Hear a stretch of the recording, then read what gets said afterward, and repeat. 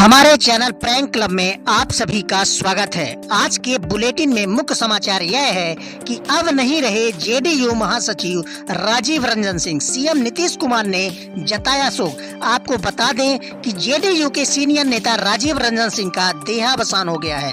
बताया जा रहा है कि दिल्ली के मैक्स अस्पताल में राजीव रंजन सिंह ने अंतिम सांस ली। उनके परलोक सिधारने की बजाय हार्ट अटैक बताया जा रहा है। राजीव रंजन सिंह के परलोक सिधारने पर मुख्यमंत्री नीतीश कुमार समेत जेडीयू के कई नेता ने शोक जताया है। सीएम नीतीश ने राजीव रंजन के निधन को पार्टी के लिए क्षत बताया है। वहीं स्पीकर नंद किशोर यादव ने भी राजीव रंजन सिंह के जाने पर शोक जताया है।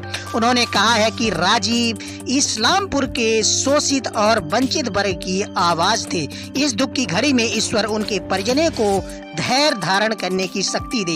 राजीव रंजन सिंह जेडीयू के राष्ट्रीय महासचिव और सह प्रवक्ता थे।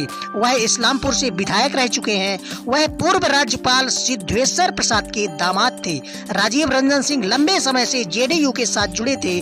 बता दें कि राजीव रंजन सिंह की गिनती नीतीश कुमार के बेहद करीबी लोगों में की जाती थी। यही कारण है कि नीतीश कुमार ने उन्हें पार्टी में बड़ी जिम्मेदारी सौंपी थी। पिछले साल ही नीतीश कुमार ने उन्हें पार्टी का राष्ट्रीय महासचिव बनाया था।